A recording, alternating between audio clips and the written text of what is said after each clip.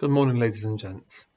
I don't know how many of you watched the news over the past couple of days, but the world watched with bated breath the trial of the year.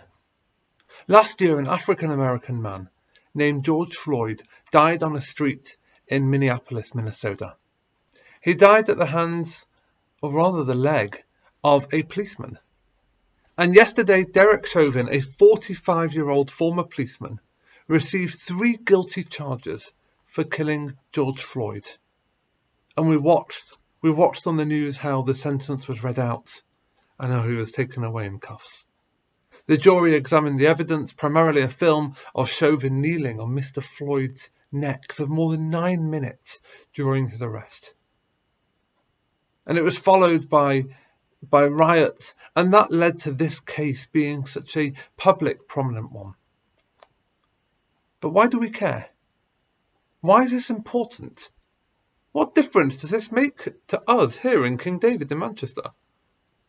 This was something that took place in Minneapolis, Minnesota, a state that I've never even visited. Why should we care?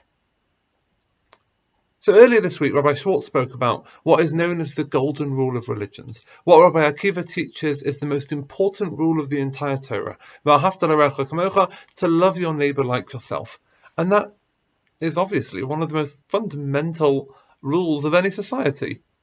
Be nice. Play nice. But this week was really about something else. Because there is another command in this week's parasha, and that is to judge honestly and fairly.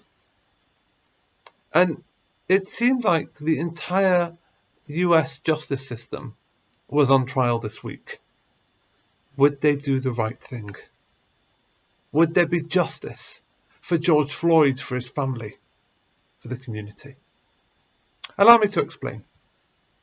I was living in America in 2008 when Barack Obama was elected as the first black president, the first African-American president in the history of the United States. And for all of America, that was a really special, moving moment. And I remember hearing people being so proud because they felt that this must prove that Americans couldn't be racist, because after all, they'd elected an African-American gentleman to hold the highest position of office. But of course, we know that's not true, because so many people still do hold hateful views. What we learnt from the George Floyd murder is that when we are instructed to judge fairly, that's not just a mitzvah for the judges, but that's something that's relevant to each and every one of us, even here in England. We're all capable of holding the justice system accountable. Our opinions matter. We can all make a difference.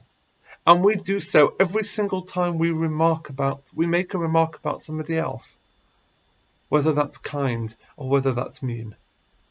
On a small scale, the way we interact with each other in the school, the way we interact with our teachers and our parents and the wider community, that all makes a difference. But on a bigger scale, there's so much more we can do. So one student in the 6th form in King David created a petition this week to make a difference. And as of this morning, 457 people have already signed it. That's one King David student making a difference, rallying others around to be kinder and ensure that people are safer and held accountable. So when we see injustices, whether it's in school or whether it's in the news, we've got to ensure that there is justice, that the perpetrators are brought to justice, and that people know that you can't get away with bullying, with being mean, with hurting each other. Thank God the judge in America got it right this time. But sometimes they don't. What we need to ensure is that there isn't a repeat of this diabolical crime. That we stand up against evil, that we say no to hurting each other, no to being mean to each other. And if something does happen, that we show the world and we show our friends and our family and our loved ones that we care, that there is justice. And there is always something that we can do about it. Something to think about. Have a wonderful day.